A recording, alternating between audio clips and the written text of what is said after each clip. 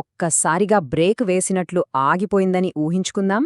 ఆ తర్వాత మొదలయ్యే వినాశనం మానవ చరిత్రలోనే ఎవరూ ఊహించని స్థాయిలో ఎలా ఉంటుందో ఈ కౌంట్డౌన్ ద్వారా తెలుసుకుందాం. సాధారణంగా ఉదయం పూటంతా ఎంతో ప్రశాంతంగా, నిశ్చలంగా అనిపిస్తోంది. పక్షులు ఎగురుతూ ఉంటాయి, పనులు జరుగుతూ ఉంటాయి. అసలు కదలిక అనేది ఏమాత్రం తెలియదు. కాని వాస్తవమేమిటంటే మనమందరం భూమి అనే ఒక అతిపెద్ద స్పేస్‌షిప్ మీద ఉన్నాం. అది భూమధ్యరేఖ దగ్గర గంటకు దాదాపు 1670 కిలోమీటర్ల వేగంతో, అంటే ఒక కమర్షియల్ జెట్ విమానం కంటే కూడా వేగంగా దూసుకుపోతోంది. మన చుట్టూ ఉన్న ప్రతి ఒక్క వస్తువు అదే వేగంతో ప్రయాణిస్తోంది కాబట్టే ఆ కదలిక మనకు అస్సలనిపించదు. సరే, అసలిక్కడ భౌతిక శాస్త్రం ఏం చెబుతుందో చూద్దాం. ఈ మొత్తం గందరగోళానికి ప్రధాన కారణం జడత్వం. అదేనండి, మనం ఇంగ్లీష్లో ఇనోర్షియా అంటాం కదా. న్యూటన్ మొదటి చలన నియమం ప్రకారం ఒక వస్తువు కదులుతూ ఉంటే దాన్ని ఆపడానికి ఏదైనా బలం ప్రయోగిస్తే తప్ప అది ఆగిపోదు. సరిగ్గా ఉదయం 10 గంటలకు కదులుతున్న భూమి మాత్రమే ఆగింది. కాని దానిమీద ఉన్న మనుషులు, భవనాలు, సముద్రాలు ఇవేవీ ఆగవు. అన్నీ అదే 1670 కిలోమీటర్ల వేగంతో ముందుకు దూసుకుపోతాయి.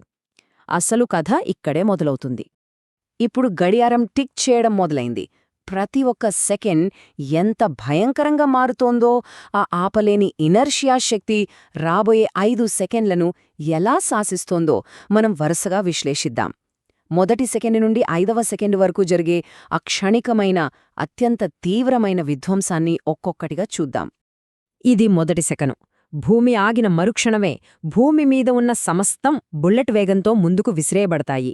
ఒకవేళ ఎవరైనా ఇంట్లో నిలబడి ఉంటే ఏదో అదృశ్య శక్తి వారిని తీసుకువెళ్లి గోడకేసి కొట్టినట్లు అవుతుంది.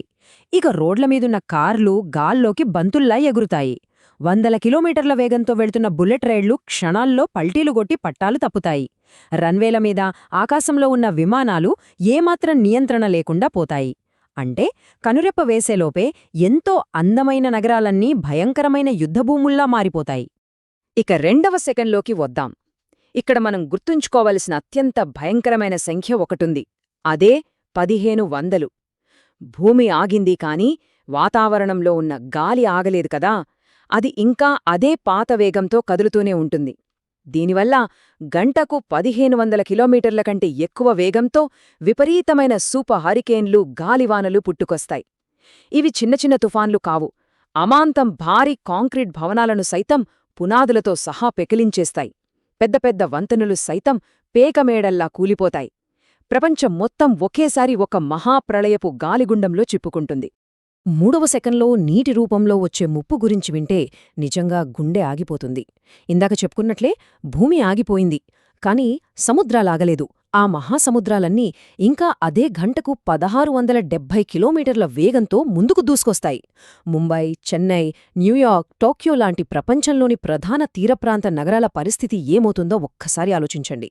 100 మీటర్ల ఎత్తులో లేచే ఆ మహాకాయ సునామీలు నగరాలను నాశనం చేసే భారీ నీటిగోడల్లా విరుచుకుపడతాయి. తీరప్రాంతాలు మొత్తం క్షణాల్లో నీటిమునిగిపోతాయి. సరే, ఇదంతా భూమిపైన జరిగే ప్రళయమైతే 4వ సెకండ్లో భూమి లోపలేం జరుగుతుందో చూద్దాం. సడన్ బ్రేక్ వెయ్యడం వల్ల భూమి అంతర్భాగంలో ఉన్న మ్యాగ్మా ఒత్తిడులు అకస్మాత్తుగా అత్యంత హింసాత్మకంగా మారిపోతాయి.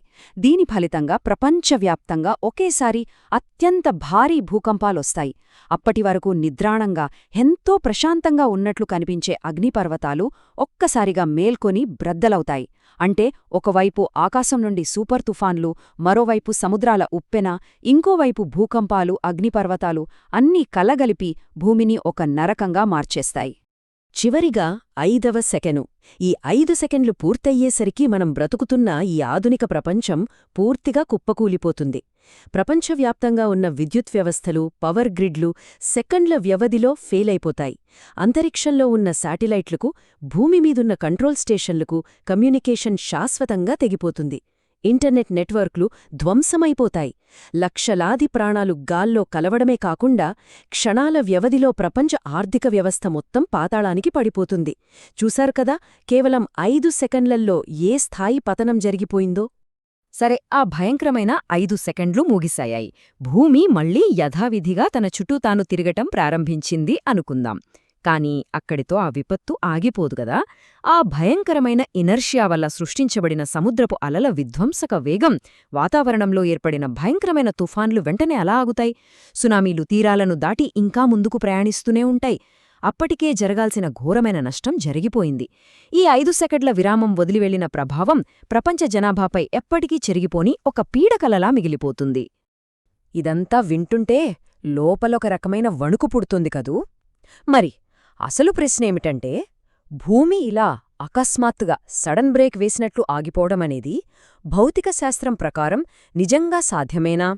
విశ్వంలో లేదా ప్రకృతిలో ఉన్న ఏ శక్తులైనా మన భూమిని ఇలా క్షణాల్లో ఆపేగలవా? అసలు ఇలాంటి విపత్తు నిజంగానే ఎప్పుడైనా జరిగే అవకాశముందా? ఇక్కడ మనం అర్థం చేసుకోవాల్సిన అత్యంత కీలకమైన, కాస్త ఊరటనిచ్చే విషయమేమిటంటే, భూమి ఇలా అకస్మాత్తుగా ఆగిపోవడమనేది ప్రకృతిలో దాదాపు అసాధ్యం. ఎందుకంటే మన భూమికి ఉన్న భ్రమణశక్తి, అంటే దాన్ని ఇంగ్లీష్లో రొటేషనల్ ఎనర్జీ అంటాం కదా, అది ఊహించలేనంత భారీ స్థాయిలో ఉంటుంది. ఆ శక్తిని ఒక్కసారిగా ఆపగలిగేంత బలం మనకు తెలిసిన ఏ సహజ ప్రక్రియకూ లేదు. విశ్వంలో మన చుట్టుపక్కల అంతటి శక్తివంతమైన బలం ఎక్కడా లేదు కూడా. కాబట్టి ఈ విధ్వంసం కేవలం మన ఊహల్లో మాత్రమే జరుగుతుంది. అదన్నమాట సంగతి. ఇది కేవలం ఒక ఊహాత్మక పరిస్థితి మాత్రమే అయినప్పటికీ ఇది మనకొక అద్భుతమైన వాస్తవాన్ని మాత్రం కళ్లకు కట్టినట్లు చూపుతుంది. మనం చుట్టూ అంతా ఎంతో ప్రశాంతంగా ఉందని అనుకుంటాం, కానీ నిజానికి మనం గంటకు 1670 కిలోమీటర్ల వేగంతో అంతరిక్షంలో నిరంతరం ప్రయాణిస్తూనే ఉన్నాం. ఈరోజు రాత్రి ఆకాశాన్ని చూసినప్పుడు ఒక్కసారి అద్భుతమైన వేగాన్ని ఊహించుకోండి. ఆగకుండా సాగుతున్న ఆ మహాప్రయాణమే మనందర్నీ ఇంత సురక్షితంగా కాపాడుతోంది. అది గనక కేవలం 5 సెకండ్లు ఆగితే ఏమవుతుందో ఇప్పుడు మనకు స్పష్టంగా అర్థమైంది కదా. ఈ విశ్వపు అద్భుతాల గురించి ఆలోచిస్తుంటే నిజంగా ఆశ్చర్యమేస్తుంది.